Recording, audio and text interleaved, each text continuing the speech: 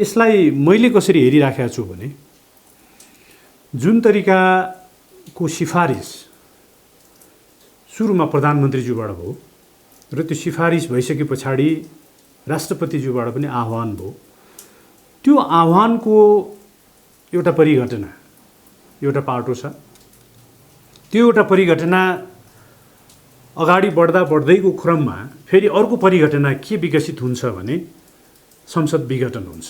जसरी हामीले सरकार फर्मेसनको लागि संविधानको धारा 76(5) बमोजिमको वैकल्पिक सरकार मसित को कोरम मसित छ, म सरकार दिन सक्छु भनेर प्रतिपक्षका दलका नेता शेरबहादुरजी जसरी जानुभयो, उहाँले गइसकेको अवस्थालाई एउटा वैधानिक कोणबाट हेरिनुपर्ने मेरो एउटा मान्यता र म यो फैसलामा कहीँ न कहीँ त्यो कुरा लुकेको जस्तो मैले अनुभव गरेको छु। किनभने यो अति नै ठुलो ऐतिहासिक फैसला, यो अति नै एउटा ठुलो एउटा डेडलकलाई यसले फुकाएको अवस्था छ। त्यसकारण मेरो ठनाइ के हो भनेदेखि यी सबै कुराहरूलाई सूक्ष्म रूपमा विश्लेषण गरिदिएको अवस्था हुन्थ्यो भने सुनमा सुगन्ध हुने थियो। प्रधानमन्त्रीले मैले विश्वासको मत प्राप्त गर्न सकिनँ भनिसकेको अवस्थामा उहाँले जुन सिफारिस गर्नुभयो नि वैकल्पिक सरकारको लागि आह्वान गरिपाउँ भनेर राष्ट्रपतिज्यू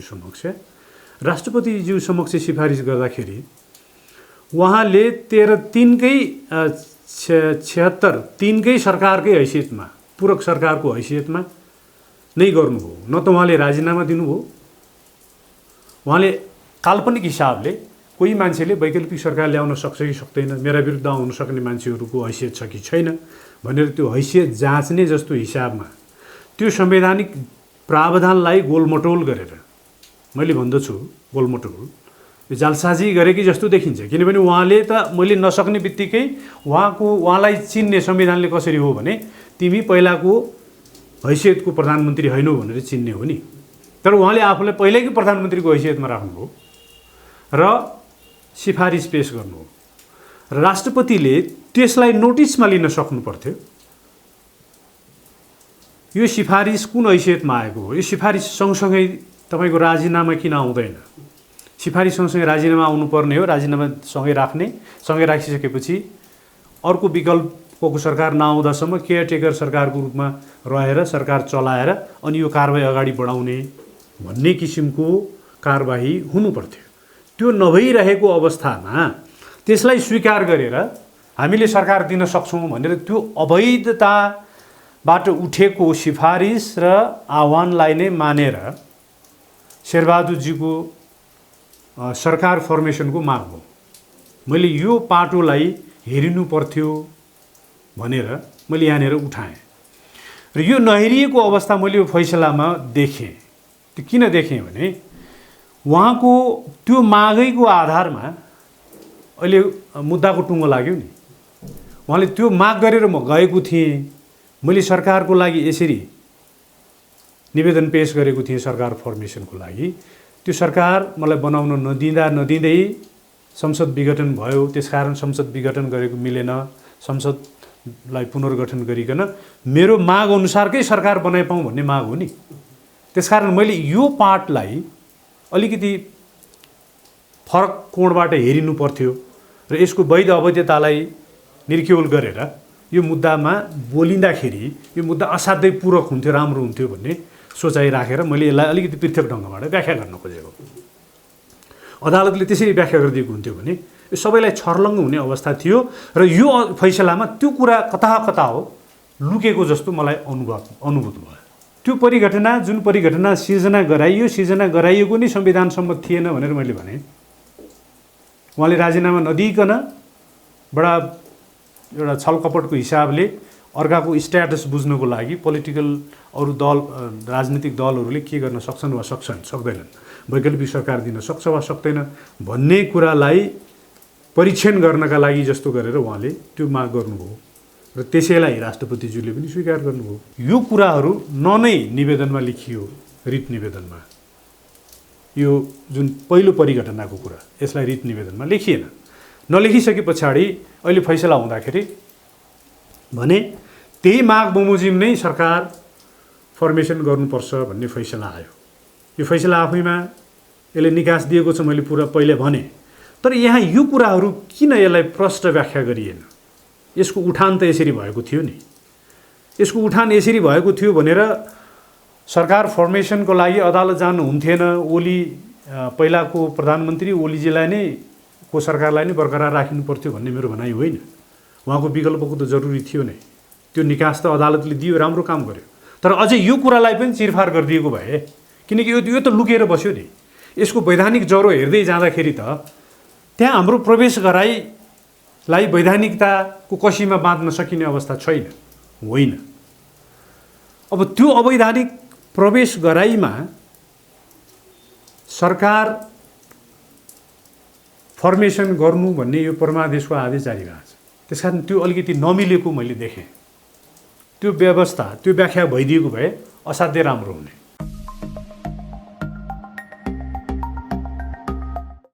साथीहरूले को बडा ठुलो टिमले यो ड्राफ्ट गरेको छ। योभन्दा अगाडि नै मैले केही साथीहरूलाई मेरो आफ्नो कुराहरू बाँडेको थिएँ। यो विज्ञप्ति आइसके पछाडि यो कुराहरू लुकेको जस्तो, यो कुरा त भएकै हो होइन। पहिलो परिघटनामा जस्तो किसिमको तरिकाले हामीहरू सामेल भएको छौँ, यो संविधानले नमिलेकै हो। यो संविधानले नमिलेको कुरा विज्ञप्ति हेर्दाखेरि देखिएन। यो विज्ञप्तिमा नदेखिएको अनुसारको कुरा लुकेरै निवेदनमा गयो भनेदेखि त्यो निवेदनलाई असर पर्न सक्छ। किनकि मुद्दाका कुनै पनि पक्षहरूले सफा हात लिएर अदालत समक्ष इन्साफ माग्नुपर्छ भन्ने त एउटा विधिशास्त्रको सिद्धान्त हो नि। त्यो सफा हातको सिद्धान्तमा अदालत आयो र अदालतले यो सिफारिसको आधारमा निवेदक प्रवेश गर्यो सरकार फर्मेसनको लागि। यो सिफारिसको आधारमा भएको राष्ट्रपतिको आह्वानमा प्रवेश गर्यो। प्रवेश गरिसकेपछि त्यसैको आधारमा सरकार बनाइपाउँ भनेर एकैचोटि विघटन भइसकेपछि विघटनको लागि पनि, विघटनको विरुद्ध पनि वा सरकार फर्मेसन भएन पनि गराइपाउँ भनेर सुरुदेखि गएकै कारबाहीलाई निरन्तरता दिने हिसाबले मुद्दा पर्यो नि त। त्यसकारण त्यो मुद्दा त्यसरी आएको अवस्थामा त्यो यदि अदालतलाई वैध लाग्न सक्थ्यो होला, त्यो वैधै मानिन्थ्यो होला। तर त्यो कुरा लुक्यो, त्यो कुरा वास्तवमा खुलेन निवेदनमा र यो अदालतको फैसलामा पनि। त्यसकारण मैले के देखेँ भने, तपाईँले अहिले सोध्नु भएको कुरा नि, मैले त आफूले देखेको कुराहरू भने। त्यो कुराहरू किन निवेदनमा लेखिएन? निवेदनमा नलेखिए पनि यो मुद्दाको गठनको लागि जुन तरिकाले हामीले प्रवेश गऱ्यौँ, त्यसको प्रवेश गराएको तरिका के थियो? त्यति बेला सिफारिस गरेको त्यो ठिक थियो प्रधानमन्त्रीले? वा प्रधानमन्त्रीको सिफारिस अनुसार राष्ट्रपतिले जुन आह्वान गर्नुभयो त्यो पनि वैधानिक थियो भन्ने प्रश्न त एक त त्यो कुरा खुल्नु पर्थ्यो, निवेदनमा नखुलेको अवस्था रह्यो।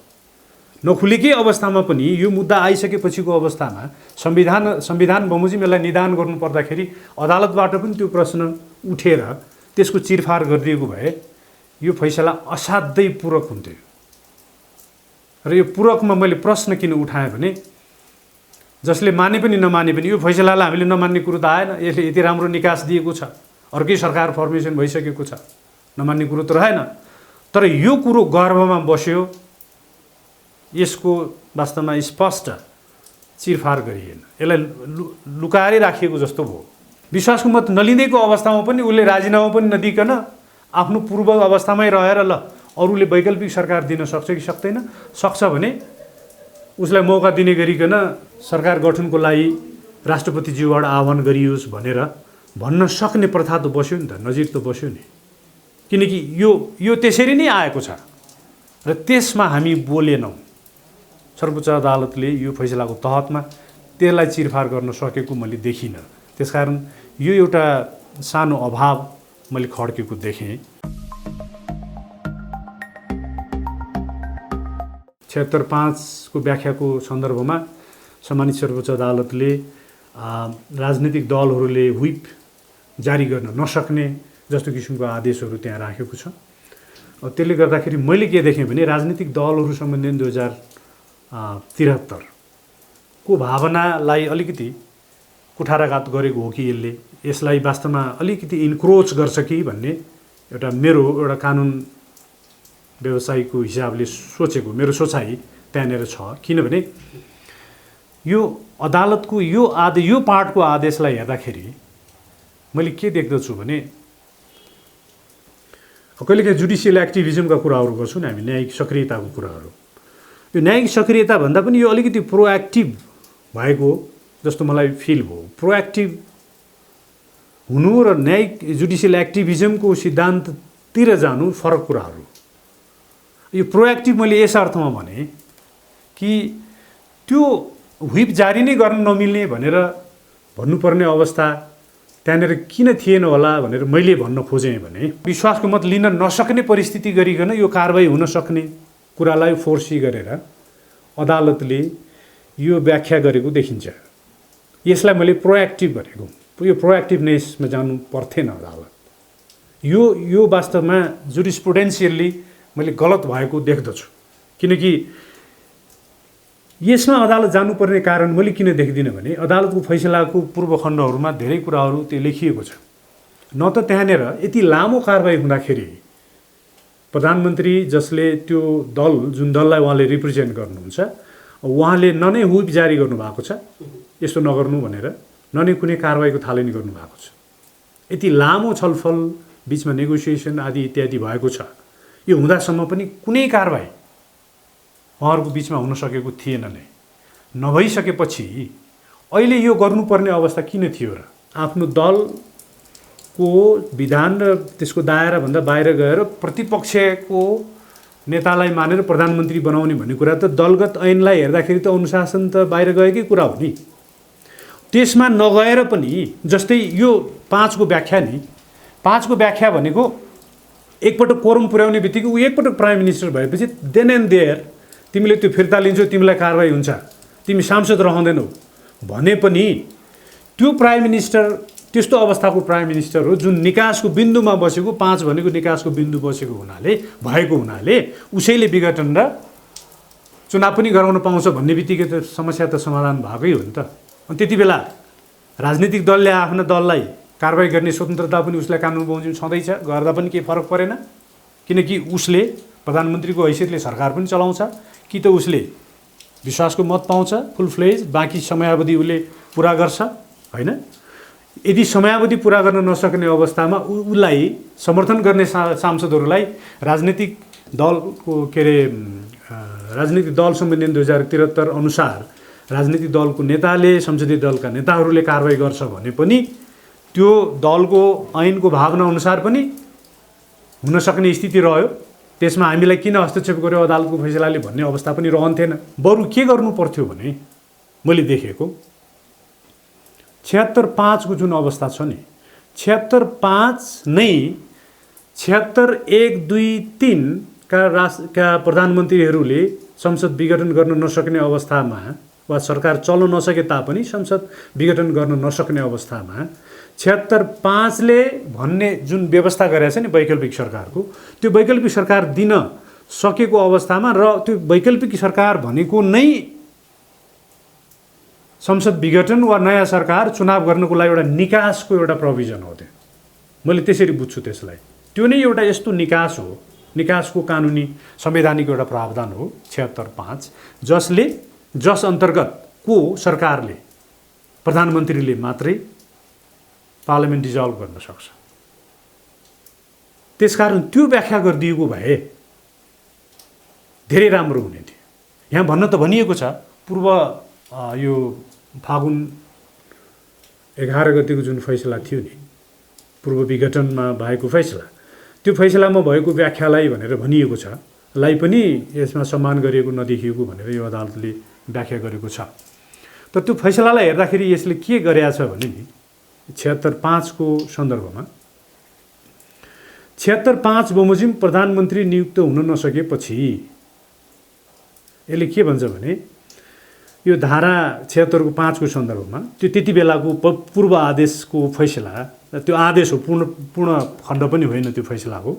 तर यसमा के लेखेको छ भने 76(5) बमोजिम नियुक्त प्रधानमन्त्रीले विश्वासको मत प्राप्त गर्न नसकेपछि 76(5) बमोजिमको सरकार त बन्यो, त्यसले पनि विश्वासको मत प्राप्त गर्न नसकेपछि प्रतिनिधि सभाको अरू कुनै सदस्य प्रधानमन्त्री नियुक्त हुने विकल्प समाप्त भए पश्चात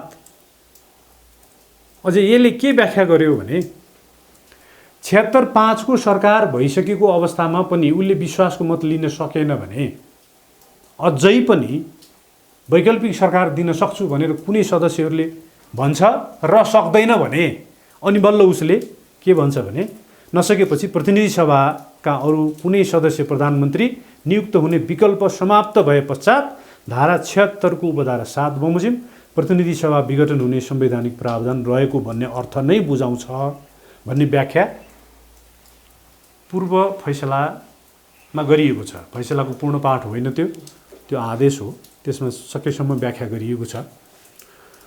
यो व्याख्याले के भन्यो भने 76 को 5 बमोजिम बनेको सरकार बनेको प्रधानमन्त्री पनि ले पनि अझै विघटन गर्न नसक्ने, उसले विश्वासको मत लिन सकेन भने अझै वैकल्पिक व्यवस्थाहरूलाई हेर्न सक्ने, किनभने कुनै सदस्य प्रधानमन्त्री नियुक्त हुने विकल्प समाप्त भए पश्चात विकल्प छ, त्यो विकल्प अपनाएपछि त्यसबाट पनि उपाय लागेन भने अनि बल्ल यो प्रतिनिधि सभा विघटन हुन सक्ने भन्ने यो 76-7 को प्रावधान हो भनेर यसले व्याख्या गर्यो। यहाँनिर यसैलाई इलेबोरेट गरेर अझै विस्तृत व्याख्या गरिदिएको भए यो प्रश्न हुने थियो भन्ने मेरो भनाइ।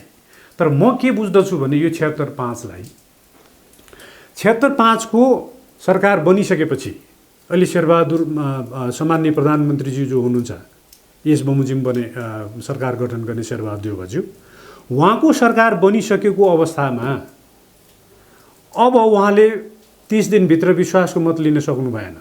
यी सांसदहरूलाई कारबाही हुन्थ्यो होला, के हुन्थ्यो होला, एकछिनलाई मान्नुहोस्। उहाँहरूले हुई पनि जारी गर्नु भएन, सामना कुनै दण्ड सजाय पनि भोग्नु परेन उहाँलाई प्रधानमन्त्री बनाउँदाखेरि। तर अब विश्वासको मत लिने बेलामा उहाँले विश्वासको मत पनि लिन सक्नुहुन्न, सम्माननीय अहिलेको प्रधानमन्त्रीज्यूले भने। अब के हुने त? यो अवस्थाको व्याख्या यहाँनिर गरिदिएको भए यसले सधैँको लागि एउटा राजनीतिक निकास र संवैधानिक निकास, दुईटै निकास एकै पटक वास्तवमा दिन सक्ने स्थिति रहन्थ्यो। 76 को 5 ले अहिले बनेको सरकार बनिसकेपछि यदि उहाँले विश्वासको मत प्राप्त गर्न सक्नुहुन्न भने विश्वासको मत प्राप्त गर्न सकेपछि फेरि पनि विकल्प हेर्नुपर्ने अवस्था जुन यसले अलिकति झिनो रूपमा राख्यो, त्यो वास्तवमा राखेको हुनु पर्थेन। नराख्दाखेरि यसले क्लियर कट एउटा दिशाबोध गराउँथ्यो भन्ने मेरो भनाइ हो। अदालतले प्रधानमन्त्री नियुक्त गरेको भन्ने जसरी कुराहरू आएको छ त्यस्तो भएको होइन। यसमा अदालत दोषी छैन, यो फैसलाले त्यस्तो गरेको छैन। यो भएको के हो भने प्रचलित संविधान बमोजिम त आफैले वैकल्पिक, मैले विश्वासको मत लिन सकिनँ, त्यो परिस्थिति नभएको हुनाले वैकल्पिक सरकार दिन सक्ने राजनीतिक दलका नेताहरू छन् भने उहाँहरूलाई वैकल्पिक सरकारको लागि आह्वान गरी पाऊँ भनेर राष्ट्रपतिज्यू समक्ष उहाँले सम्माननीय प्रधानमन्त्रीज्यूले, आउटगोइङ प्रधानमन्त्रीज्यूले निवेदन दिने, सिफारिस चढाउने। त्यो सिफारिस भनेको हाम्रो कानुनी प्रचलित भाषामा कायलनामा हो। त्यो के को कायलनामा हो भने म प्रधानमन्त्री थिएँ, म प्रधानमन्त्री भइ नै रहनुको लागि यो 76 को 4 बमोजिम मैले विश्वासको मत लिनु पर्थ्यो, मैले लिन सक्ने वातावरण छैन। ऊ वातावरणै देखेर डराए, विश्वासको मत लिन पनि प्रक्रिया पनि गएन, प्रक्रियामै ऊ सामेल भएन। ऊ पहिले नै डरायो, डराइसकेपछि मैले सक्दिनँ भने त्यो त कायलनामा नै हो। 76-5 बमोजिम सम्माननीय अहिलेको प्रधानमन्त्री शेरबहादुर देउवाजी जानुभयो। गइसकेपछि राष्ट्रपतिज्यूले कोरम पुर्याएरै आएको मान्छेलाई के हो सरकार गठन गर्न सक्ने मनासिब आधार देखाएमा भन्ने जुन प्रावधान छ नि संविधानमा, त्यो बमोजिम त उहाँले त त्यो 146 कतिजना त लिएर जानुभएकै छ त। उहाँलाई आधार देखाइसकेपछि त त्यति बेलै प्रधानमन्त्री हुनुपर्ने, त्यति बेलै प्रधानमन्त्री हुनुपर्नेमा त्यो आधार माग के पनि नगरिकन रिट निवेदनमा मलाई प्रधानमन्त्री गराइपाउँ भनेर गएको हो र? निवेदकहरू होइन नि। अहिलेको सम्माननीय प्रधानमन्त्रीज्यू रिट निवेदकको हैसियतले सांसदको क्षमतामा उहाँ निवेदन लिएर के हैसियतमा जानुभयो भने पहिला नै म योग्य हुँ, मसित कोरम छ, मैले सरकार गठन गर्न पाउनुपर्छ भनेर 76 को 5 बमोजिम राष्ट्रपतिज्यू समक्ष जाँदाको अवस्थामा उहाँले त देन एन्ड देयर उहाँलाई त्यो निवेदनलाई इन्टरटेन गरेर उहाँले सरकार गठनको कारबाही गर्नु पर्थ्यो। त्यो सरकार गठनको कारबाही नगरेका कारणले त्यो कारबाही फाइल जुन कार्यान्वयन नामावली सहित जुन प्रक्रियामा उहाँ जानुभएको थियो त्यो प्रक्रियालाई नै अगाडि बढाउन नदिएको कारणले त्यो प्रक्रिया अनुसार नै म त्यति बेला हुनुपर्ने नदिएको हुनाले त्यसको अलावा उल्टै पुनर्गठन संसद विघटन गरेको हुँदा त्यो विघटनलाई बदर गरी पाऊँ र त्यो सरकारलाई जुन मैले माग गरेको छु त्यसैलाई कायम गरी पाऊँ भनेर जानुभएको हो नि त। के सरकार त्यो मागै नगरिकन त्यस्तो किसिमको मागको प्रक्रियामा उहाँ नगएको अवस्था हुन्थ्यो र संसद विघटनलाई मात्रै मुद्दा गरेर संसद विघटन गरेको मिलेन, अब सरकार गठन गर्न सक्ने म हो शेरबहादुर देउवा, म कोरम पुर्याउन सकौँला त्यति बेला, त्यसकारण मलाई अहिलेदेखि नै सरकार बनाइदिए भनेको त होइन नि रिट निवेदकले। त्यो माग त उहाँदेखि पहिलादेखि नै उहाँ जसरी प्रवेश गर्नुभएको छ राष्ट्रपतिज्यू समक्ष त्यति बेलादेखिकै माग हो नि। त्यति बेलादेखिको माग जुन माग अनुसार अहिले फैसला जसरी एन्डिङ भएको छ नि आएको छ हामी समक्ष, त्यसलाई हेर्दाखेरि त राष्ट्रपतिज्यूले उहाँलाई त प्रधानमन्त्री बनाउनै पर्ने अवस्था हो त संविधान बमोजिम। उहाँले नबनाएको त्यही मागलाई कन्टिन्यू राखेर त्यसैको निरन्तरतामा उहाँ रिट निवेदनमा आउनुभयो। रिट निवेदनमा आउँदाखेरि म यो अवस्थामा थिएँ है, प्रचलनमा रहेको कुरालाई संविधानलाई मान्दाखेरि मेरो अवस्था भनेको त्यो सरकार फर्मेसन गर्न सक्ने हो 76 को 5 बमोजिम जुन मैले गरेको छु। मसित कोरम छ, त्यो कोरमलाई उहाँले इन्टरटेन नगरेको हुनाले, गर्नुपर्नेले नगरेको हुनाले तिमीले गर्नुपर्ने हो, त्यसकारण त्यो गराइ हेर्दाखेरि त्यो बमोजिम उनै हो प्रधानमन्त्री हुने, अहिलेकै सम्माननीय प्रधानमन्त्रीज्यू शेरबहादुर देउवा नै प्रधानमन्त्री हुने, उहाँलाई नियुक्त गर्नुपर्ने हो, तिमीले गर भनेको हो नि अदालतले। अदालतले त्यो प्रक्रियामै नउठेको शेरबहादुरज्यूको वैकल्पिक सरकारलाई उठाएर पठाएको हो र अदालतले नियुक्ति गर्यो, राजनीतिक नियुक्ति गर्यो भनेर भन्ने यो वास्तवमा धेरै जबरजस्त एउटा साह्रै नै नबुझ्ने मान्छेले मूर्ख फैसला, एउटा अनर्गल विषय उठाएको मैले एउटा कानुनको विद्यार्थीको नाताले बुझेको छु। यहाँनिर जुडिसियल एक्टिभिजमको कुरो पनि आउला, धेरै कुराहरू आउन सक्छ।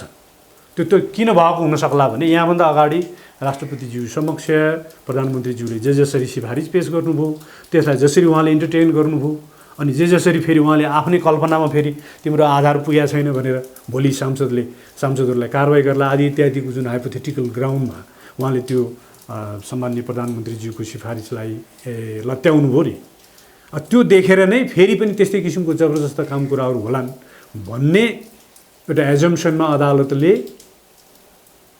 समय तोकेर प्रधानमन्त्री उसलाई नियुक्त गर्नु भनेर भनिएको हो। जुन भनाइ अदालतको आफ्नो सिर्जना, अदालतमा मलाई प्रधानमन्त्री बनाइ पाऊँ भनेर यो कारवाही नगरेकै अवस्थामा गएको भए अदालतले किन यस्तो किसिमको फैसला गर्यो भनेर टीका टिप्पणी गर्न सुहाउने कुरा हो, त्यो होइन। उहाँहरू वैधानिक रूपमा जाँदैको अवस्थामा देनेन्देर नियुक्त गर्नुपर्नेमा त्यही कारवाहीको निरन्तरतामा मलाई प्रधानमन्त्री किन नदिएको नियुक्त गर्नुपर्ने राष्ट्रपतिले भनेर जानुभएको हो नि त उहाँ। त्यसकारण त्यही प्रधानमन्त्री नियुक्त गर भनेर अदालतले गरेको आदेशमा त्यसलाई एकदमै नराम्रो एउटा अवफावक रूपमा फिजाइएको छ। यस्तो किसिमको प्रवृत्ति वास्तवमा रोकिनुपर्छ, यो राम्रो होइन। यो मुद्दाको सुनवाईको लागि जुन विशेष इजलासको गठन भएको थियो, सुनवाई सुरु हुने बित्तिकै विशेष इजलासका एकजना मान्य न्यायाधीशको विषयमा विवाद उठ्यो। एकजना मान्य न्यायाधीश मलाई लाग्छ बम कुमार श्रेष्ठ, उहाँले इजलासमा बस्न पाउनुहुन्न भन्ने कुरा कानुन व्यवसायी मित्रहरूबाट उठ्यो, निवेदकको तर्फबाट प्रतिनिधित्व गर्ने कानुन व्यवसायीज्यूहरूबाट उठ्यो। उठिसकेपछि यो विवाद बल्झ्यो। सरकारी एटर्नी जनरलको अफिसबाट पनि उहाँहरूले यसमा प्रतिवाद गर्नुभयो। यो विवाद उठिसकेपछि पहिलो दिनमा बम कुमार श्रेष्ठज्यू हुन नहुने भन्ने कुरा आयो। त्यसपछिको भोलिपल्टको सुनवाईको दिनमा फेरि तेजबहादुर केसी, मान्य न्यायाधीश तेजबहादुर केसीज्यू पनि हुनु नहुने भन्ने कुरा आइसकेपछि यो विवाद बढ्दै जाँदाखेरि दुईटा आदेशहरू जन्मिए। मान्य न्यायाधीश बम कुमार श्रेष्ठ र मान्य न्यायाधीश तेजबहादुर केसीज्यूको एउटा आदेश आयो। उहाँहरूले आफ्नो अडान राख्नुभयो, हामीहरू इजलासमा बस्न पाउनुपर्छ, हामीहरू हट्नुपर्ने अवस्था होइन भनेर उहाँले आदेश गर्नु। दीपक कुमार कार्की एकजना मान्य न्यायाधीशज्यू र अर्को मान्य न्यायाधीशज्यू डाक्टर आनन्द मोहन भट्टराईज्यू, उहाँहरूको के भर्सन आयो भने दुईजना न्यायाधीशज्यूहरू मान्यज्यूहरू जो इजलासका लागि इजलासमा बस्नुहुन्न भन्ने आवाज उठ्यो, उहाँहरू हट्नुहुन्न भने हामी हट्छौँ, हामी बस्दैनौँ भन्ने कुरा उहाँले आदेशमा लेख्नुभयो। यो आपसमा बडा कन्ट्राडिक्टिङ नेपालको न्यायिक इतिहासमा सम्भवतः पहिलोपटक समकक्षी न्यायाधीशहरूका बीचमा जुन विवाद बढेको देखियो र त्यति विवाद बढेको मात्रै नभएर समकक्षीमध्ये कसैले कसैलाई आरोप प्रत्यारोप गरे जस्तो गरेर मेरो विचारमा इजलासका लागि इजलासमा बस्नु हुँदैन भनेर भनिएका न्यायाधीशज्यूहरूले आरोप त लगाउनु भएन। उहाँहरूले आफ्नो अडान कायम राख्नुभयो। हामी निरन्तर बस्न पाउनुपर्छ, किन नबस्ने भन्ने अडान गर्नुभयो। त्यसलाई त आरोप भन्नु मिलेन।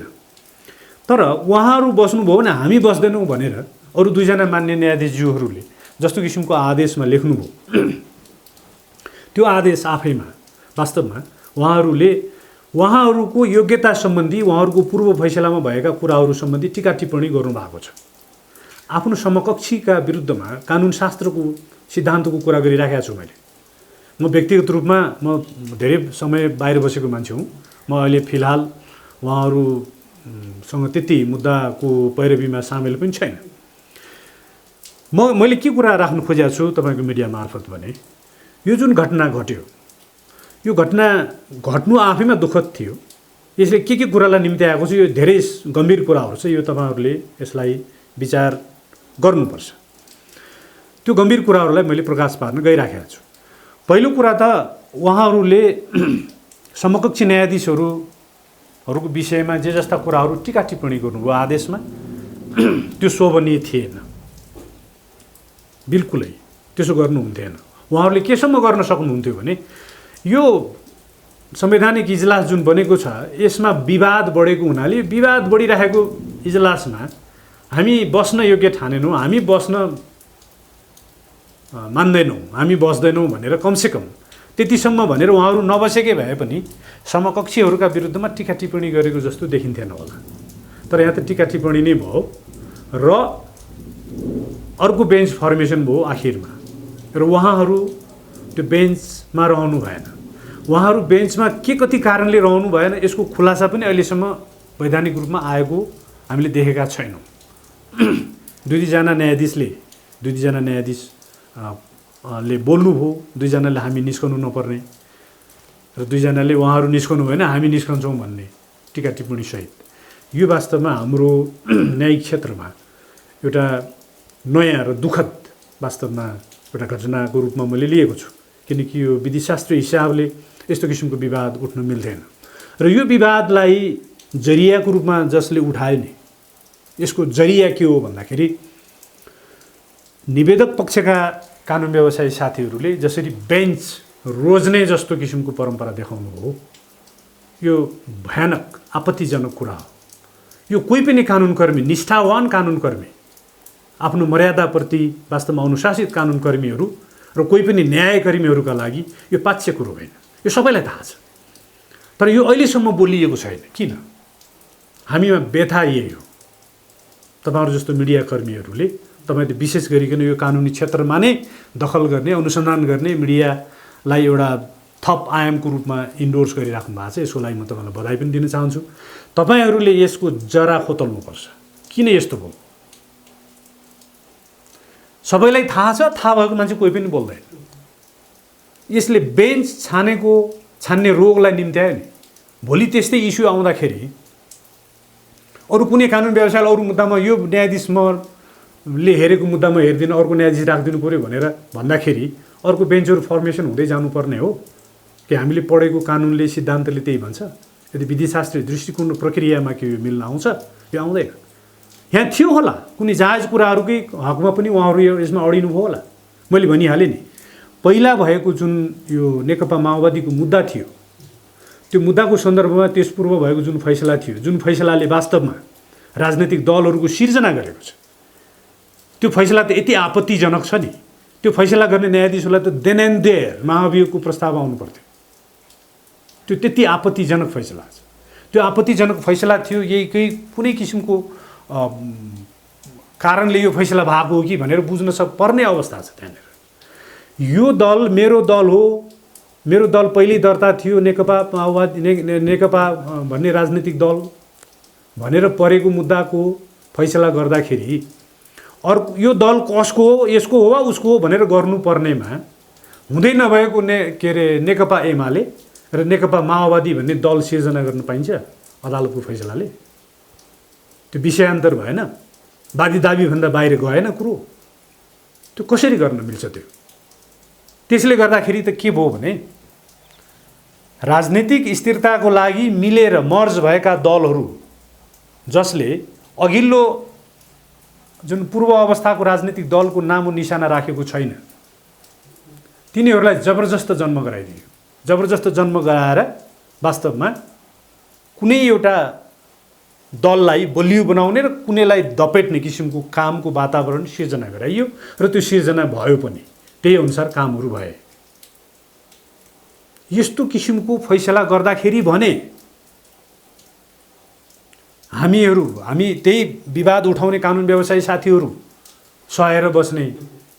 त्यति बेला पूर्व प्रधानमन्त्री पुष्पकमल दाहालज्यूको नेतृत्वमा एउटा निवेदन भने गयो, त्यो निवेदन खारेज भयो। के यो फैसलाको ग्राभिटी त्यति मात्रै छ? यो फैसलाले गर्नै नहुने हुनै नहुने काम गर्दाखेरि के कानुनकर्मी साथीहरू चुप लागेर बस्नुहुने हो? यसलाई बौद्धिक छलफलको विषय बनाइनु पर्थ्यो, वर्कसपहरू चलाइनु पर्थ्यो।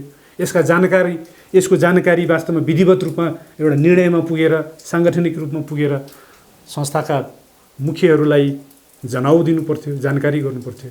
यस्तो नहुनको लागि चेतावनी दिनु पर्थ्यो। यो चाहिँ केही नहुने, यस्ता कुराहरू के पनि नहुने। फेरि त्यही मुद्दाको आधारमा त्यहाँ एकजना न्यायाधीश सामेल थियो भनेर उहाँ समेतको इजलास बन्दाखेरि त्यो इजलासमा उहाँ बस्नु पाउनुहुन्न भन्ने, गठित भइसकेको इजलासका विरुद्धमा यो न्यायाधीश ठिक छैन भनेर भन्न पाइने अवस्था हो कि होइन? सिद्धान्तले त्यो मिल्छ कि मिल्दैन? कारण त जे पनि हुनसक्छ। कारण मैले बताइहालेँ नि। त्योभन्दा पूर्व अवस्थामा माओवादी, नेकपा माओवादीको जुन मुद्दा थियो, यो पार्टी कसको हो भनेर, दल कसको हो भन्ने मुद्दा थियो, त्यो मुद्दाको फैसला हुँदाखेरि त्यो राजनीतिक दल नै सिर्जना गरियो। त्योभन्दा आपत्तिजनक कानुनका विद्यार्थीहरूको लागि, वकिलहरूका लागि वा अन्य कुनै न्यायकर्मीहरूको लागि के हुनसक्छ? त्यहाँ हामीले कुनै कारबाहीको कुरा उठाएनौँ, त्यसलाई हामीले स्वीकार गऱ्यौँ। त्यही कारण हो। त्यही कारणमा त्यस्तो आपत्तिजनक फैसला भएको इजलासमा बस्ने एकजना न्यायाधीश, यो पनि मुद्दामा यो मुद्दामा पनि बनेको इजलासमा के अरे को एकजना सदस्य भएको हुनाले उहाँ हुनुहुन्न भन्ने त्यो कारण म देख्छु। तर त्यो कारण देखिएको हो भने त्यस्ता कारण भएका त अरू कुनै पनि मुद्दाहरू भएका बेलामा अब गठित एउटा इजलासलाई जसले पनि यो भएन अर्को न्यायाधीश राखेमा भन्न पाइने हो त? मैले त्यो कारण गम्भीर होला, त्यहाँ मैले छिर्न खोजेको होइन। तर मैले सैद्धान्तिक प्रश्न के उठाएँ भने कोही पनि कानुन व्यवसायीहरूले मुद्दाको इजलास परिवर्तन गर्न पाउने, आवाज उठाउन मिल्छ, यो आपत्तिजनक कुरा गर्न मिल्छ, यसलाई संस्थागत गर्न मिल्छ। यो गलत प्रथा त बस्यो नै। अब यो गलत प्रथा बसिएलाई हामीले मान्यौँ, यसलाई इन्टरटेन गरियो। यहाँ अझै अनौठो कुरो त के हो भने, तपाईँको प्रश्नमा म आउँछु। अनौठो कुरो के हो भने यो माग बमोजिम भयो र अर्को बेन्च फर्मेसन गरियो। अर्को बेन्च फर्मेसन गर्दा वा पूर्व न्यायाधीशहरूलाई हटाउँदाखेरि के कस्ता आदेशहरू भयो हामीले देखेका छैनौँ अहिलेसम्म। त्यो कुरा गर्वमै छ। के त्यो नचाहिने? चाहिने होला नि। गठन त भएको हो नि। यो गलत नजिर बस्यो कि बसेन? यो वास्तवमा हाम्रो प्र्याक्टिस के हो? यसलाई मान्दछ हामी? कानुन र प्रक्रियाले, विधिशास्त्रले यसलाई स्वीकार गर्दछ? यो गर्ने कुरो होइन नि। तर यसलाई गरियो। यस्तो किसिमको यो मुद्दाको सन्दर्भमा विकसित भएको एउटा आयाम कानुनी क्षेत्रमा मैले एउटा यो बताएँ तपाईँलाई। यो बडा आपत्तिजनक कुरा थियो र त्यसमा सन्निहित कुरा के पनि थियो भने रिक्युजलको कुराहरू राखिएको थियो। न्यायाधीशहरू हट्नुपर्छ किनकि यिनीहरूको कुनै भेस्टेड इन्ट्रेस्टहरू, कुनै स्वार्थबाजीका विषयहरू पहिला थिए वा अझै पनि हुन सक्छन् भन्ने हिसाबमा त्यो रिक्युजलको प्रिन्सिपल त्यसरी लगाइन्थ्यो। तर मोरओभर यो के हो भनेदेखि बढी जसो त्यस्तो विवाद उठेको खण्डमा त्यो विवादित न्यायाधीश आफैले गर्ने विषय हो क्या, त्यो स्वयं घोषित गर्ने होइन। म यसमा यसरी विवादित देखिएको हुनाले मैले यहाँ बस्न मिल्दैन होला भनेर आफै त्यो विवादलाई मनन गरेर त्यो विवाद नझ्याङ्गिँदै आफै हट्नुपर्ने विषय हो त्यो। उहाँहरूले त म हट्नु नपर्ने भनेर आदेशै गरिराख्नु भएको छ, तर उहाँलाई फेरि हटाइएको छ। त्यसकारण यो रिक्युजलको प्रिन्सिपल पनि त्यहाँ सही ढङ्गले अप्लाई भएको छैन र उहाँहरूको पूर्व न्यायाधीश पूर्व फैसला के छ कस्तो छ उहाँले के गर्नु भएको छ त्यो म जान्दिनँ अहिले। तर प्रिन्सिपल्ली हेर्दाखेरि एज अ जज है उहाँहरूमाथि यो गठित इजलासबाट जसरी हटाइयो उहाँहरूमाथि घोर अन्याय भएको छ र यो कानुन र विधि प्रक्रिया र सिद्धान्तको विपरीत छ। मैले यो यसलाई वास्तवमा सही मानेको छैन। निवेदक पक्षबाट रहनुभएका कानुन व्यवसायी साथीहरू उहाँहरू त्यो निवेदनमा जसलाई विपक्ष बनाइएको छ सभामुख सङ्घीय प्रतिनिधि सभाको सभामुख उहाँ त विपक्ष हो नि यो रिट निवेदनमा। उहाँले प्रतिनिधि सभा फेरि सञ्चालन गर्न पाउने नपाउने वा मुद्दामा प्रतिरक्षा कसरी गर्नुपर्ने भन्ने विषयमा राय परामर्श लिँदाखेरि यो निवेदककै तर्फबाट बस्नुहुने कानुन व्यवसायी साथीहरूले बडा दिग्गज एकदमै नाम चलेका भनिन्छन् उहाँहरूले यसमा सामेल भएर त्यसमाथि पनि उहाँको कार्यकक्षमा उपस्थित भएर सदृश्य टेलिभिजनबाट यसलाई प्रसारण गरिएको छ। विपक्षलाई पनि सल्लाह परामर्श दिने यो एउटा अनौठो विधिशास्त्रको विकास हामीले गरेका छौँ। यसलाई यसरी नै राख्ने हो त? यसलाई हामीले जसरी पचाइराखेका छौँ कोही बोल्दैनौँ हामीहरू, किनकि हाम्रा कोही त मेरो पनि साथी हो उहाँहरू, मेरो कुनै व्यक्तिगत रन्जित दुश्मनी केही पनि छैन उहाँहरूसित। तर म एउटा प्रणालीलाई मान्ने मान्छे हो, कानुनलाई ठिक र बेठिक ढङ्गले कसरी गएको छ त्यही अनुसार बोल्ने मान्छे हो। त्यो हुनाले मैले यसलाई सहन सकिनँ र मैले तपाईँको मिडियामा अहिले एक्सप्रेस गरिरहेको छु। यो वास्तवमा खराब प्रथा हामीले बसाल्यौँ। विपक्ष दुवैजनालाई परामर्श दिने, दुवैजनाको मुद्दामा एउटाको त प्रतिनिधित्व नै गर्ने र अर्को चाहिँ परामर्शसम्म दिने, त्यो पनि टेलिभिजन मिडियाबाट यसलाई लाइभ कास्ट गरिएको छ। यो संसारमा कुनै पनि लिगल सिस्टम हुने ठाउँमा प्र्याक्टिसमा बस्ने कानुन व्यवसायहरूले गर्दैनन्। अब हामीले यो नयाँ विधिशास्त्रको विकास गरेका छौँ। यसलाई पनि हामीले एकदमै मौनम साधन के भन्छ यो सहेर बस्ने हुन्छ नि, सहेर बसिया छौँ हामीहरू। हामीले के पनि कतै पनि कुरो उठेको छैन, उठ्दैन पनि। कुरा कानेर उठ्यो, बेन्चमा कुरा उठ्यो। बेन्चमा कुरा उठ्दा के भन्यो भने एटर्नी जनरलले यो कुरा उठाएको छ। एटर्नी जनरलले कुरा उठाउँदाखेरि यो कारबाही हुनुपर्ने हो भन्ने कुरा वास्तवमा हामीले पनि गरेका छौँ उहाँहरूसित। अब हेर्न बाँकी छ। यो वास्तवमा कोड अफ कन्डक्टको बाहिर पर्छ। यसरी दोहोरो परामर्श दिने कानुन व्यवसायीहरूलाई कानुन व्यवसाय आचार संहिताले दण्ड जरिवानाको व्यवस्था गर्दछ र त्यो दण्ड जरिवाना गर्ने, उहाँहरूलाई वास्तवमा पनिस गर्ने कसले भन्दाखेरि त्यो अथोरिटी को हो भन्दाखेरि जसले इजलासमै कुरा उठाउनु भएको छ महाधिवक्ताको हैसियतले, बार काउन्सिलको चेयरम्यान उहाँ हो। उहाँले यो कारबाही उठाउनुपर्छ। उहाँले यो कारबाही नउठाउने हो भने त्यो चेयरम्यानसिप छ नि बार काउन्सिलको, त्यसको कुनै अर्थ छैन, त्यो कुर्सी खाली गर्दै हुन्छ। त्यो संस्थाको पनि कुनै अर्थ छैन यस्तो विषयमा पनि यदि कारबाहीको उठान हुँदैन भने। अनि हामी वकिलहरू, हामी न्यायकर्मीहरू यस्ता विषयमा पनि केही बोल्दैनौँ, चुप लागेर बस्छौँ भने के को दासता हो? यस्तो पनि हुन्छ वकालत गर्ने क्षेत्र, यस्तो यो वास्तवमा यो बौद्धिक क्षेत्र यस्तो दासतामा पिल्सिनुपर्ने के बाध्यता छ? के कारणले मान्छेहरू बोल्दैनन् सत्य कुरा? कमसेकम सत्य कुरा बोलौँ न। यहाँ कसैलाई हिलो छाप्नुपर्ने कारणै छैन। कसैले कहाँ केही गरे वा भने त्यो भनेको कुरा कानुनले मिल्यो कि मिलेन त्यो बोल्न नपर्ने, त्यो त बोल्नु पर्यो नि। अहिलेसम्म त्यो कुराहरू कहीँबाट पनि आएको छैन। यो आइनुपर्ने कुरा हो। वास्तवमा यो कुरालाई लुकाएर राखिएको छ।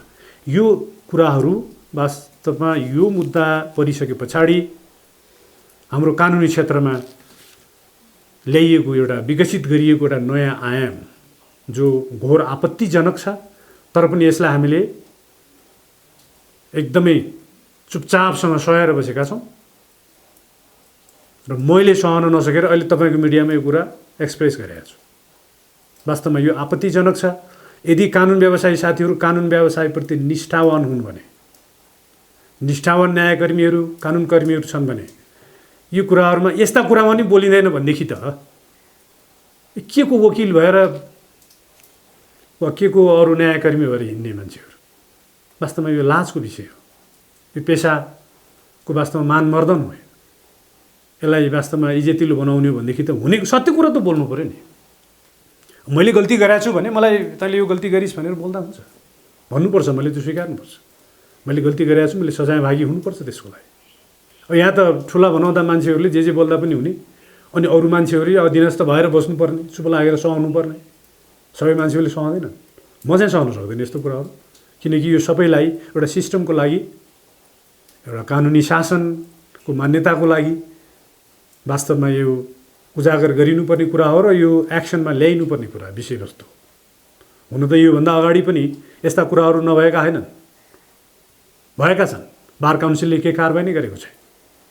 जिना मसिना मुद्दाहरूमा बार काउन्सिल कारबाही गरेको देखाउँछ। एउटा रिट निवेदकले विपक्षी बनाएको विपक्षलाई पनि सल्लाह दिन पाइन्छ। अझ यहाँ त के पनि हो भने विपक्ष नै नभए पनि आफ्नो पक्षलाई मात्रै दिएछ भने पनि त्यसलाई डिस्क्लोज गर्नुहुन्छ। तपाईँले कानुन व्यवसायको हैसियतले आफ्नो पक्षलाई दिएको परामर्श सार्वजनिक गर्न पाइन्छ? उहाँ विपक्ष नै नभए पनि यो वास्तवमा कोड अफ कन्डक्टभित्र पर्ने कुरा हो। उहाँहरूलाई कारबाही हुनुपर्छ। कारबाही नहोला, म फेरि यो बोल्दै गर्नु पर्ला, त्यो आफ्नो ठाउँमा छ। यो हेर्न बाँकी छ। यो फैसलाको मौलिकता भनेको नै यसको मौलिकतातर्फ जाँदाखेरि हामीले यो संविधानको मौलिकतालाई हेर्नुपर्ने हुन्छ। यो संविधानको मौलिकता भनेकै के हो भने मैले भने नि, यो वेस्ट मिनिस्टेरियल मोडेलको प्रणाली हामीसित छ। त्यो प्रणालीभित्रबाट जन्मेको यो संविधान हो है। यसलाई हामीले त्यसरी अङ्गीकार गरेका छौँ। त्यो वेस्ट मिनिस्टेरियल मोडेलभित्रको संविधान हुँदाहुँदै पनि यहाँ कन्ट्राडिक्टिङ देखिने जुन कुराहरू छ नि, त्यो कुरालाई देख्ने बित्तिकै यसको मौलिकता छ र यो संविधानको मौलिकतालाई केही हदसम्म इन्कर्पोरेट गर्ने यो अदालतले यो फैसलाले खोजेको छ। र त्यही इन्कर्पोरेसनभित्र नै गल्तीहरू छन् केही, अझै पनि पूरक व्याख्याहरू यसरी भइदिएको भए भोलिको लागि नजिर बन्थ्यो। भोलि कुनै पनि एउटा राजनैतिक हठ देखाउने, यस्तो जबरजस्ताइ गर्ने, जो आउटगोइङ प्रधानमन्त्रीले जसरी देखाउनु भयो नि आफ्नो हट, नबुझेको जस्तो एकदमै मूर्ख मान्छेले गर्ने जस्तो काम, त्यो लेभलमा त्यो पोर्टफोलियोमा बसेर जसरी संविधानको मजाक गर्ने उहाँले धृष्टता गर्नुभयो, त्यस्तो किसिमको धृष्टता फेरि पनि हुन पाउँथेन। अरू पनि प्रधानमन्त्री यदि त्यस्तै खालको प्रधानमन्त्री कोही आउँथे भने उहाँहरूले पनि त्यो गर्न पाउनुहुन्थेन। र अहिलेको के अरे सिटिङ प्राइम मिनिस्टरलाई पनि यो सजिलो हुन्थ्यो, यसले निकास सजिलोसित दिन्थ्यो भन्ने कुरा मैले अघि केही हदसम्म गरेँ। अझै यसमा थप तपाईँको भनाइलाई के राखौँ भने, यसको अचम्मको पक्ष के छ भने वेस्ट मिनिस्टेरियल मोडेलको संविधान हुँदाहुँदै पनि पूर्णकालिक प्रधानमन्त्री बनाइयो। 76 को 1, 2, 3 को प्रधानमन्त्रीलाई आफ्नो प्रेरोगेटिभ डिजल्भ, पार्लियामेन्ट डिजल्भ गर्ने प्रेरोगेटिभ छैन जबसम्म तिमी 76 को 5 मा पुग्दैनौ भनेर भन्यो। यो एउटा विशेषता हो। यसलाई केही हदसम्म यो फैसलामा इन्कर्पोरेट गर्न खोजिएको छ।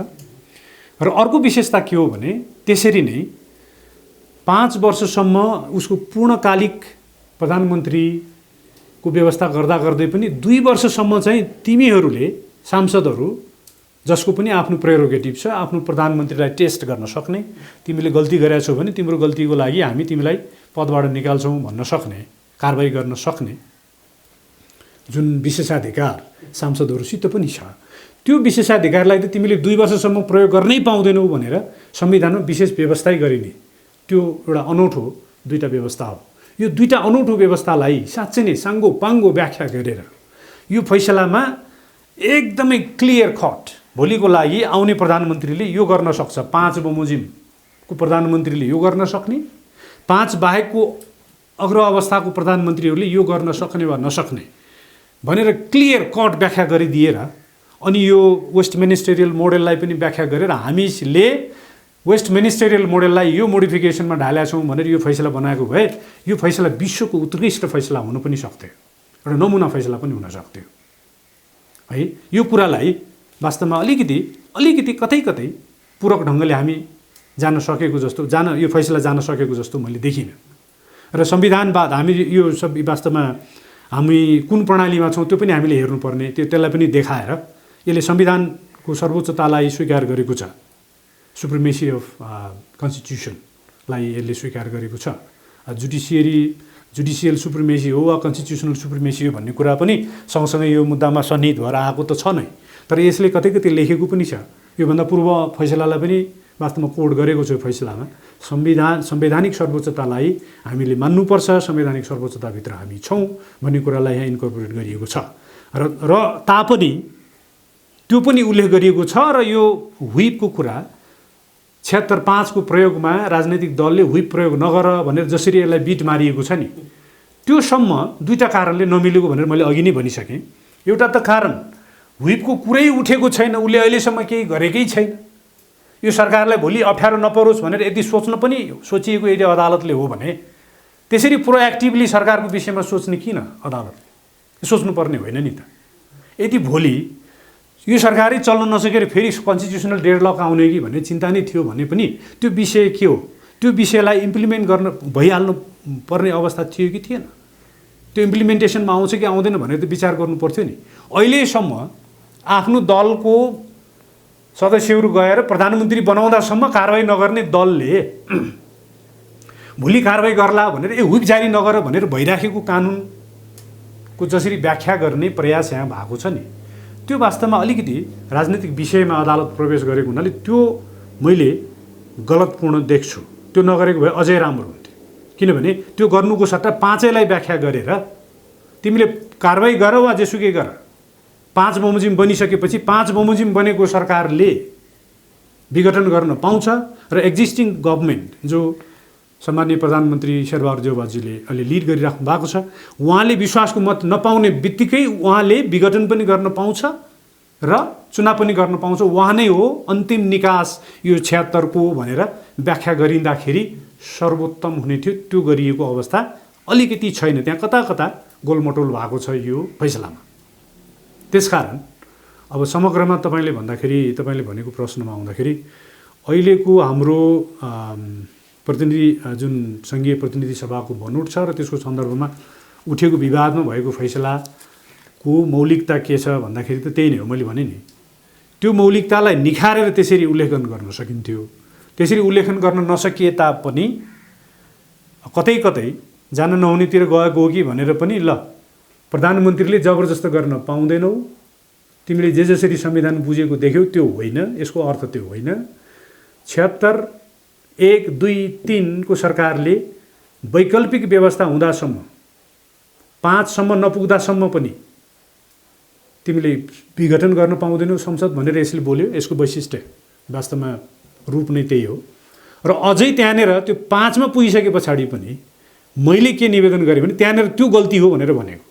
अहिलेको 5 को सरकारलाई त 5 ले विश्वासको मत लिन नसक्ने बित्तिकै उसलाई विघटन र चुनाव गराउनका लागि इम्पावर गरिनु पर्थ्यो।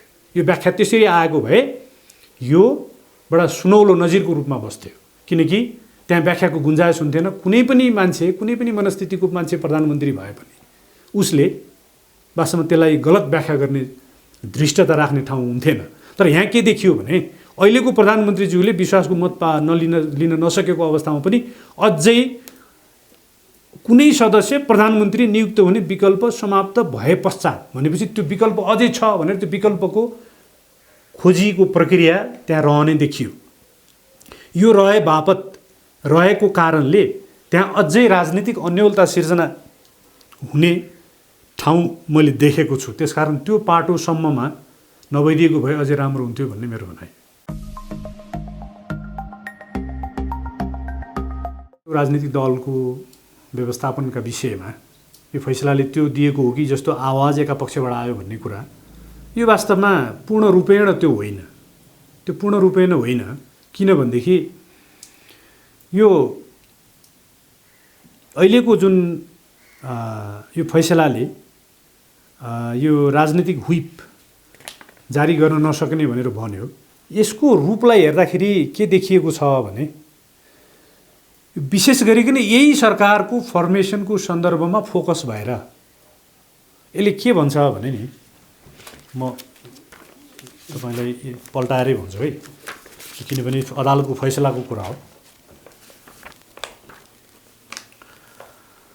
संविधानको धारा 76 को 5 बमोजिम प्रधानमन्त्री नियुक्त गर्ने प्रयोजनका लागि विश्वास जनाएको वा समर्थन गरेको कारणबाट राजनीतिक दल सम्बन्धी ऐन 73 बमोजिम दल त्याग सम्बन्धी कारबाही गर्न नमिल्ने भएकोले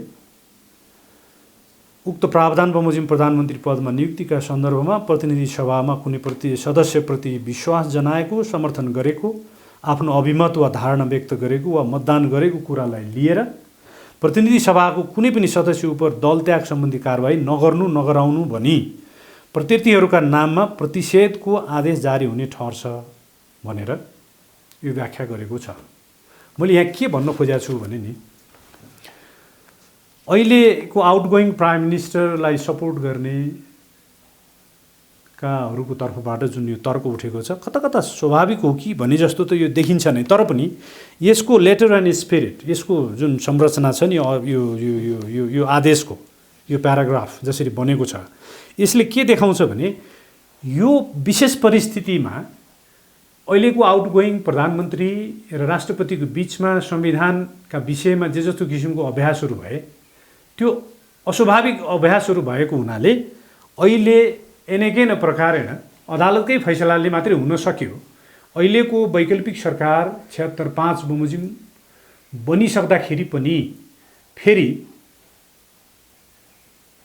राजनीतिक दलले कारबाही गरेका अवस्थामा यो सरकारले पुरा गर्नुपर्ने कार्यकाल पुरा गर्न नसक्ने स्थिति रहन्छ भन्ने जस्तो एउटा एजम्पसनमा यो गरेको हुनाले यो यही मात्रै मुद्दालाई मात्रै गरेको हो कि भन्ने जस्तो अर्थ लाग्ने मैले बुझ्दछु। तथापि यदि त्यस्तो नहुने बित्तिकै त्यो शङ्का जुन उठाइएको छ नि, कानुनी संशोधन गरिएको हो कि भन्ने जस्तो त्यो हुन सक्ने स्थिति रहन सक्छ। यदि स्पेसिफिकली यो मुद्दालाई मात्रै गरिएको जस्तो होइन, त्यो अर्थ लाग्दैन भने म चाहिँ यो अर्थ लाग्ने देख्दछु। यो अर्थ लाग्ने देख्दा देख्दै पनि यो गलत मैले कहाँनिर भन्छु भने, यो अवस्था छँदै थिएन। अदालतले त्यसरी पूर्वानुमानको भरमा किन बोल्नु परेको थियो र यहाँनिर नबोलिदिया भए अझै राम्रो हुने थियो। किनकि अहिलेसम्म त कुनै कारबाही त भएको छैन नि। त्यसकारण मैले अघि नै भने नि यज्ञजी, यसरी जानुको सट्टा 76-5लाई इल्याबोरेटली व्याख्या गरिदिएको भए 76-5कै सरकार यस्तो हो, 76-5कै सरकारमा तिमीले विश्वासको मत दिँदैनौ भने एकपटक 76-5को सरकार बनिसकेपछि तिमी कारबाही गर, तिम्रो सांसदलाई जेसुकै गर, तर ऊ नै संसद विघटन गर्न सक्ने अधिकार उसले नै राख्छ र उसले नै चुनाव गर्छ भन्ने व्याख्या गरिदिएको भएदेखि त नै यो कुरा राख्नु पर्थ्यो। यो डर हुन्थ्यो, अदालत डराउनु पनि पर्थेन नि त। किनकि जेसुकै गर्दाखेरि पनि आखिर उसैलाई इम्पावर गरेको छ दफाले भन्ने व्याख्या आउने बित्तिकै त संसदीय दलको नेताले पनि आफ्नो सांसदहरूलाई कारबाही गर्थेन नि त। के अर्थ छ र त्यसको कारबाही गर्न सक्थेन नि, वा गर्थ्यो नै भने पनि यो निकास त दिन्थ्यो नि त दफाले, यो दफाको निकास त निस्कन्थ्यो नि। भनेपछि अहिलेको सरकारलाई पनि, अहिलेको एक्जिस्टिङ गभर्मेन्टलाई पनि भोलि विश्वासको मत लिन नसकेको अवस्थामा अलिकति वैकल्पिक कुराहरूको खोजीमा रुमलिनुपर्ने, वा त्यो वैकल्पिक कुरा हो भनेर अरू नै कुराहरू, अरू नै एउटा परिस्थिति सिर्जना भयो भने त्यसले राजनीतिमा अर्कै अन्यलता ल्याउन सक्ने त्यो सम्भावनालाई कता कता बाँकी राख्यो यो फैसलाले। त्यसकारण मलाई यो कुरामा यो गलत भयो, अलिकति यहाँनिर अलिकति पूरक व्याख्या यसको गरिएन भन्ने मेरो भनाइ हो। र अब यो यसरी नै यदि यो मुद्दा बाहेकको अरू मुद्दामा पनि यसरी यो 76-5को सन्दर्भमा राजनीतिक दलले हुइप नलाउने, नगर्ने, नगराउनु भन्ने कुरा नै जारी हुने हो भनेदेखि त राजनीतिक दल संविधान 2073 त काम लाग्दो त भएन नै। त्यसकारण यो सम्भावना यहाँनिर यो आदेशले सिर्जना गरेको अवस्था छ। यसलाई मैले दुईटा कोणबाट भने होइन, यो यही मुद्दाको लागि विशेष परिस्थितिमा संविधानको जबरजस्ती भएको हुनाले त्यसका विरुद्ध अहिले सरकार हामीले दिन सकेकै, हाम्रै आदेशले पनि दिन सक्दा सक्दै पनि त्यो सरकारलाई पनि चलाउन नसक्ने अवस्था हो भनेर यसलाई मात्रै नगरोस् भन्ने हिसाबले भनिएको भन्ने अर्थ आउँछ भनेदेखि यसलाई निस्तेज नगर्ला राजनीतिक दल सम्बन्धी ऐन 2073लाई, होइन भनेदेखि त दलको नेताले जेसुकै गर्दाखेरि पनि कारबाही नगर्न पाउने हो भनेदेखि त यसले त निर्दलीयता निम्त्याउने स्थिति आयो भनेदेखि त यो त खतरनाक स्थिति सिर्जना गर्छ नि यसले। त्यो स्थिति चाहिँ छ। त्यो स्थिति त फैसला आइसकेकै हुनाले अब यसलाई जसरी मैले बुझेँ, मैले यसको वास्तवमा यो राम्रै पक्षतिर जाओस्, यो फैसलाको कार्यान्वयन होस् भन्ने हिसाबले मैले यही फैसलालाई मात्रै यो लागू होस्, लागू गर्ने उद्देश्यले मान्य न्यायाधीशले यो गर्नुभएको भन्ने अर्थमा लिन्छु, लिइयोस् र त्यसै अनुसार होस् भन्ने चाहन्छु। र त्यो अनुसार होस् भन्दा पनि यो अलिकति प्रिएम्प्टिभ टाइपको भयो, चाँडै अनुमान गरियो। यो अनुमान गर्नु पर्थेन। यसको सट्टा त बरु 5लाई व्याख्या गरेर तिमी कारबाही गर कि जेसुकै गर न, 5को प्रधानमन्त्री आइसकेपछि त उनै हो भनेर गरिनु पर्थ्यो। त्यो नगरिएको हुनाले पनि यसमा मेरो चित्त नबुझाइ हो। यो अलिकति पूर्ण रूपेण त्रुटिरहित भएन भन्ने मेरो भनाइ हो। अब यदि यो बाहेकको अवस्थामा अरू पनि अवस्थाका लागि पनि यसको सिद्धान्त बनेको र यो प्रिभेल गर्छ भनेदेखि त यसले वास्तवमा यो राजनीतिक दल सम्बन्धी ऐन 2073लाई निस्तेज बनाएको नै अर्थ लाग्न जाने सक्ने त्यो खतरा चाहिँ छ। त्यो खतरा यसमा विद्यमान देख्छु म पनि। र अब अरू समग्र फैसलाको हिसाबमा त अब मैले अरू सबै कुराहरू भनिसकेँ, केही बाँकी जस्तो लाग्दैन मलाई।